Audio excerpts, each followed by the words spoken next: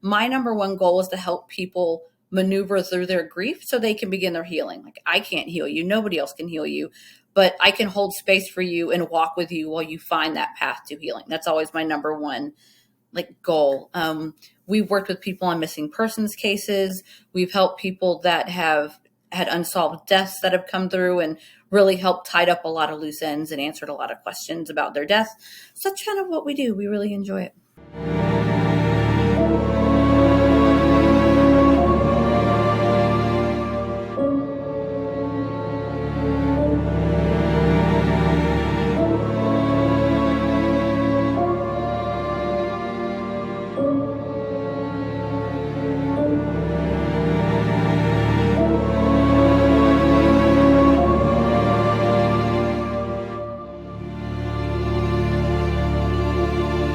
Hey everybody, welcome to another episode of Paranormal Among Us. On today's show, we'll be talking with Psychic Medium Dominique O'Gorman. She's been a medium for as long as she can remember, and she even has some fascinating stories about how she's used that talent to help others. But first, before we get to Dominique, I'd like to remind you that if you have a paranormal story that you'd like to share, or if you'd like to be a guest on the show, please email me at paranormalamongus72@gmail.com. That's paranormalamongus72@gmail.com. All right, here is my interview with Dominique. And joining me now is Dominique O'Gorman. Dominique, thank you so much for joining me. How are you doing today? I'm good. Thank you so much for having me on today. Awesome. Great. So you are a psychic medium. Yeah, I sure am. How long, when did you realize that you were a psychic medium? I've always been able to connect with those that have crossed over to the other side. Like pre-elementary school, my family had kind of accepted it and realized this is just my own kind of brand of weird. And they just embraced it and kind of let me run with it. Really? Because I know little kids under 6 or so, they're so pure they can see spirits and stuff. But as you grew out of that, you still saw them, right? Yeah. So I have a guide that I have always had. I can never remember a time him not being with me. And my mom used to tell me all the time how frustrated I would get because I would get frustrated that they wouldn't talk to him because I could see him standing right in front of me, but they wouldn't talk to him when he was in the room. And that's when they realized, oh, this isn't just like an imaginary somebody. Hold on. She has big emotions about this individual that we are not acknowledging. We would get, the normal, I would tell my mom somebody's coming over or somebody's going to call. And she's like, no, they're not. And then 5-10 minutes later, the phone would ring or there'd be a knock at the door. So just normal, kid stuff, I thought. Wow. So, what does your person look like that you see all the time? To me, he's definitely a masculine energy. He's not a feminine energy at all. He's always looked the same exact to me the way I did, the way he did when I was 4 or 5, he looks exactly the same now. He doesn't have, a lot of people have this image in their head of this big ethereal, guardian angel light. And that's not how I see him. To me, he looks like an average everyday person. I don't know if that's for my benefit or what, but it's always been that way. When I was in 3rd grade, I was telling my teacher about her mother being in the room and having all these conversations with her about what she was dressed like and the book she was reading. And that was when she called my mom and told her or asked her, does she do this at home? And that's when my mom kind of had to sit down and okay, we can't talk about this at school anymore. And that's when they really started helping me dive into it and understand what I was doing. So yeah, we've always been this way. He's always just been around. That would really freak some teachers out. Say you get in trouble or something, your mom wouldn't like you talking like that, and she's standing right over there. That's very, very true. Absolutely. That's just the way my sick mind works. I live in the deep South. So yeah, that's not something that was, smiled upon growing up around here. That was not it. So yeah. Right. So what all have you been able to do with your medium there? So we connect with, we have clients all over the world. A lot of them are virtual since 2020. But we help people connect with those that have crossed over. We kind of give them validation and let them ask all the questions. My number one goal is to help people maneuver through their grief so they can begin their healing. Like, I can't heal you. Nobody else can heal you, but I can hold space for you and walk with you while you find that path to healing. That's always my number one goal. We've worked with people on missing persons cases. We've helped people that have had unsolved deaths that have come through and really helped tied up a lot of loose ends and answered a lot of questions about their death. So that's kind of what we do. We really enjoy it. It's a lot of fun to me. Pretty cool. Using it for good. I like that. Solving cold cases and stuff. That's pretty interesting. I believe in karma. So yeah, for sure. Yeah. I don't like when people use it for profit. Like, that's a little scary. That's some bad juju I want no part of. Right. Exactly. So tell me some of the paranormal activity that you've encountered over the years. Oh gosh. We've had, like I said, the teacher's mom was the first big one that everybody kind of shook everybody up. I've mentioned my partner to you before, but he's a very logical man. But he was very religious and didn't believe in this. When we first started dating, lights would flip on and on, doors would open and close. He's used to seeing that. I personally think one of my favorites was the first time that we had somebody who was murdered by a very well-known serial killer that was actually covered on a podcast not too long ago. And he came through in a mediumship session and solved his own murder. And we were able to connect with the LEOs that worked that case 20 years ago. And they were like, we never gave this information out. So it was really cool to see the way that they deliver messages, because it's never the way we expect them to come through. I love the cool, unique perspectives that we don't expect. Wow. Now, when you see these entities, do they look cloudy, or how do they look to you? To me, they look just like you. Like, they look just like everybody else, but I can tell there is a different layer to them, if that makes sense. They don't look like foggy and, the whole little, how we think it looks like according to Hollywood. But to me, I can tell they're standing behind something almost. It's like they're standing behind a piece of glass is kind of what it looks like. I can feel that they're separate, but they look exactly like they did in life, at least how they show me. But they do often show up as their favorite time as themselves, I guess, when they were happiest. So we have clients that, when we talk about a whole lot in our book, is this young man that came through. I was convinced he was in his 20s every time I'd read for his mom. And she was like, no, he was 45 when he died. And I'm like, well, that's not how I see him. This is how I see him. And she was like, no, that's just when he thought he was super cool and flirted with all the girls. That's all he's doing. I was like, oh, makes sense. Totally makes sense. That was kind of a question that I've always had about spirits and stuff. That, do they take the form of when they died, or how do they? What happens with that? But I mean, you kind of answered that already. I've never thought of that. Yeah, every medium's different. I've mentioned before, I'm a huge skeptic. I'm a huge skeptic, but everybody's different. We all do work differently, and how they see them may not be how I see them. How they receive messages may not be how I receive messages. But to me, it's normally when they're happiest and when they were most full of life. That's how they show up to me. I guess, non-demonic entities, that would make sense. But I guess the demonic ones, I guess, time when they're the least happiest, I guess. Yeah, I think the dark, evil entities are very different because they're not human. They haven't been human. They're just not. There are definitely demonic entities. Absolutely, for sure, 1,000%. I don't think it's as common as a lot of the clickbait paranormal shows like to make them out to be, but they are there, absolutely, and they're absolutely terrifying, and they do not appear in human form at all. It's very different. As you were answering that last question, my left ear just started ringing really bad. Anything going on? Yeah. That you can tell me? I mean, I don't know. You tell me. What do you feel? How are you feeling about things over there? You don't see anybody behind me, do you? Nope, you're good. I mean, I don't see anybody. I think you're fine. But yeah, it's a very different feel.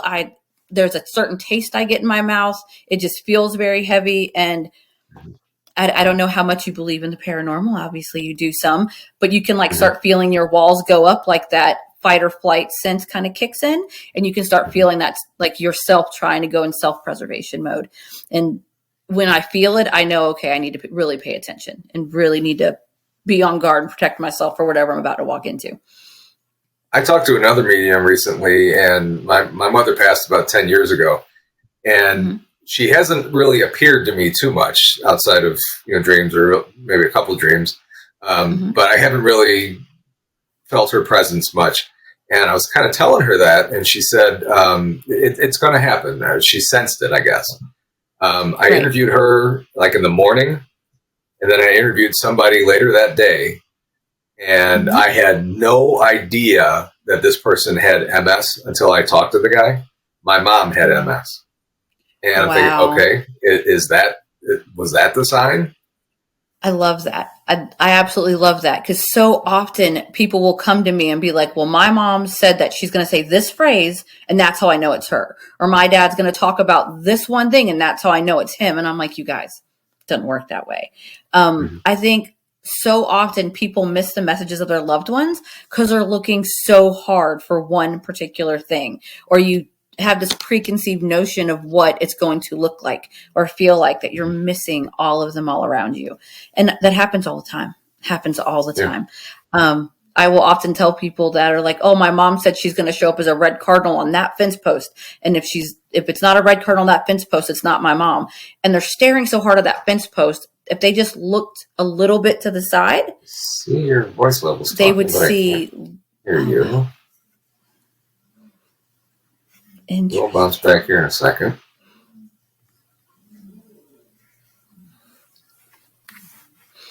Let's see. Connection issues. There you are. Interesting. That was so weird. It just popped up and said you disconnected. I was like, oh, okay, Mom. All right. Actually, that's cool. That actually happened with the other medium that I was talking to. That exact same thing. So it said connection issues, but maybe it was spiritual issues. But I'm sorry. What were you saying? Sorry. Oh no, it does. Like paranormal stuff, it will drain technology. It will mess up. It will mess with all things. It definitely will. But often they'll be looking for like that one red bird on that one fence post. And if they look to the left, there's like 20 of them on the ground. And I'm like, you're looking too hard in the wrong spot. Like you need to open up a little. But as far as like the technology stuff not working, stuff flicking off and on, happens all the time. Like all the time.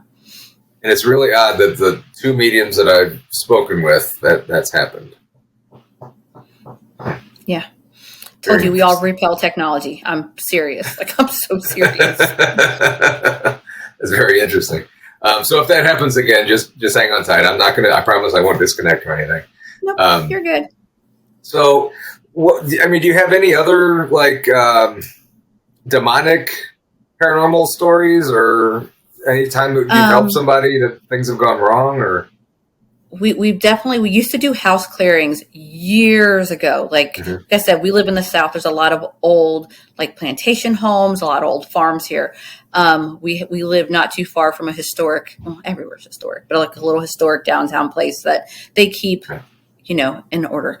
And I used to go down there and do house clearings and stuff a lot. And then I started realizing I can only do so much that is your space. And that's when we really started trying to teach people to claim their space, because your mind, body, soul is your ultimate space. And somebody else can come in there and do it for you, but you really have to kind of stand in it and be like, okay, this is mine. We have had many sessions where the energy on the other side has tried to push into me, and we've really had to learn how to control that and how to back people up. I'm very lucky. My guide is pretty good about that. If he feels like something is dangerous, I can feel it back there, but he won't let it get too close to me. But we've had probably about 6-8 months ago, we actually had her on my social media stuff. We did a live and she was talking about it. But we had a group of people, and this woman, she was nonverbal. She had a lot of disabilities in life, but how she died was very tragic because somebody definitely did something on purpose to take her life, to end it for whatever reason. And I sat down and I was like, oh, I recognize her because I knew her in life. So I was trying to read for her, and then suddenly I felt like I was being completely washed over in ice water. Everybody was looking at me like they've had group readings with me several times. They're like, this is not normal. And I could literally feel her trying to push into my body. So when those times happen, we really have to kind of what I call armor up. We really have to be very careful. A lot of the times I live in a military town, and we read for people that have died tragically and traumatically that are in the military, affiliated way. A lot of the times I will taste the blood that they tasted, the chemicals, whatever was going on. I do take on a lot of the physical attributes of their death, which is just part of how I get messages. So I'll taste it, I'll feel it, I'll have to process it. And luckily my body's figured out after a couple hours, I know it'll go away because my body's realized, okay, it's not you. You're just absorbing what is happening, but it'll eventually kind of go away. So it's just every day something new. It's always something new and interesting. You mentioned a couple times so far about your guide. Mm-hmm. Can you explain that a little bit? I think everybody kind of has a different perspective on it. Some people don't believe in him at all, and that's okay. Like I said, he's just always been there. He's kind of like my little partner in crime. When I was younger, he really helped me understand how to receive messages. And when I would get overwhelmed, I didn't know how to let it flow out, which is a big problem. A lot of people that have this gift, this is what normally shuts them down because they feel overwhelmed with things and they just can't. He really helped me learning how to walk through it and process it. Again, I wouldn't know what to do without him. I really would have no clue. He just kind of goes everywhere with us. It's kind of like that, kind of like having your little conscious guide with you all the time. Like, should you really be doing that? Or let's hang a left instead of a right down that road kind of thing. He's very helpful. And this is a spiritual guide. I mean, do you actually see them or? Yes, I see him very clearly. Okay. Yeah. If I don't see him, I feel him all the time. Okay. Now, you also tell me that you're a death worker. What exactly is a death worker?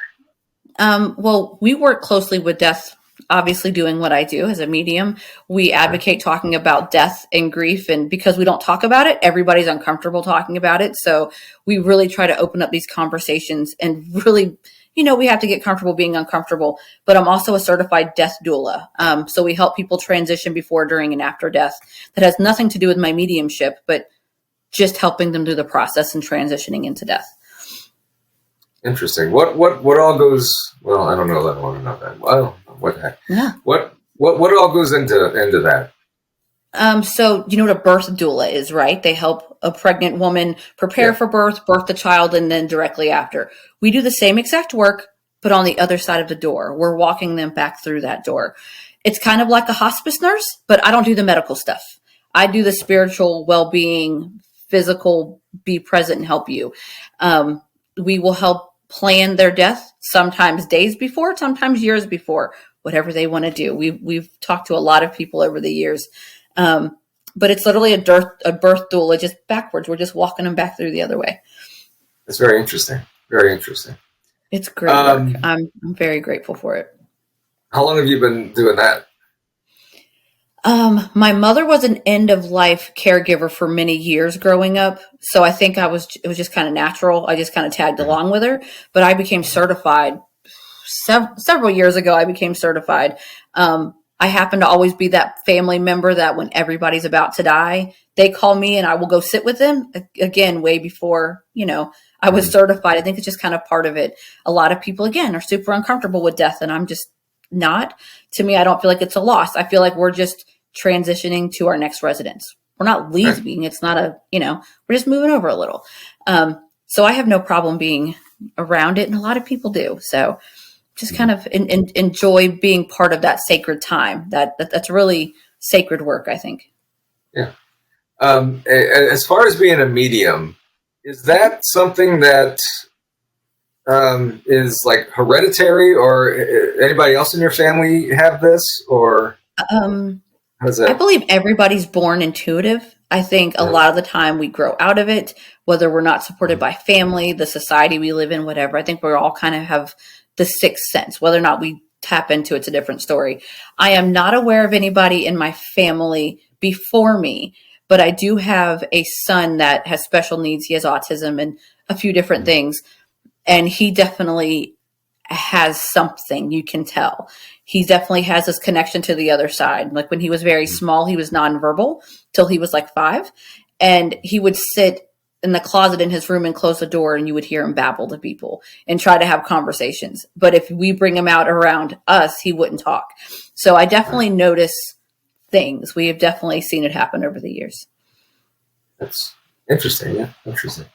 Let's go ahead and plug your website, DominiqueO'Gorman.com. What can people find there? We offer all our services: mediumship readings, psychic readings, which are very different. Mediumship is just dealing with those that have crossed over. Psychic is asking all the love, relationship, work, life decision questions. And then we have a session where you can do both. I kind of call it my all-in session. We do death doula work. We do grief day camps for adults. We're working on a grief workbook that's going to come out in November. So all the things we really do.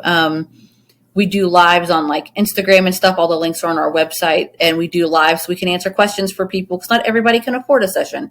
And I never want somebody's financial situation to stop them from receiving messages. So we give away at least one reading a month. We do live readings all the time just to try to reach as many people as possible. And you do these for people all over the world and everything, right? Not just we have clients everywhere. Yeah, we're actually going to New Jersey this upcoming week. We're going to Para Unity up in Woodbridge, New Jersey, and New Jersey Paranormal is an incredible paranormal investigation group, and they have, I think this is season.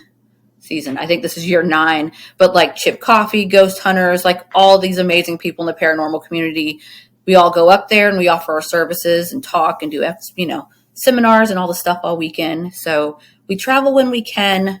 We do virtual sessions for clients all over the world. We reach people however we can that works for them. Is it more difficult doing things online like this? Or really no difference? No, not at all. Don't make a difference. At least like some people, like some practitioners like myself, they have to hold something that belongs to that person. I'm not one of those people. You can hand me whatever you want and it's not going to make a difference. And I can see where that would be difficult for somebody like that receives messages, but it doesn't matter if I'm sitting with you like this or if I'm sitting in front of you at a table. It doesn't matter. Interesting. Very interesting stuff. Yeah. Very interesting. Well, Dominique, yeah. And I mean, technology nowadays has opened up everything to everybody. I mean, you can do this, talk to somebody instantly across the world. Yeah, as long as the technology cooperates, it's fine. It's totally fine. Exactly. Well, Dominique, I appreciate you taking the time to join me today. It's been very interesting. Yeah, absolutely. Thank you very much for having me on. I know it was a little tough getting in here, but it worked. It's a technology thing. So. It's a technology thing. We'll be right back, everybody. And my thanks to Dominique O'Gorman for joining us today. If you would like to get some more information on Dominique, here is her website address. Feel free to jump over there. A lot of great information from her. And she can help in a lot of different ways if you need that kind of help. So Dominique O'Gorman, Psychic Medium. So check out her website. I appreciate her coming on today. And I appreciate you for watching today. If you have any questions or have paranormal stories that you would like to send to me, please email me at paranormalamongus72@gmail.com, and I can read those on a future episode or have you on as a guest on a future episode. So until we meet again, everybody stay safe, and I will see you on the next episode of Paranormal Among Us.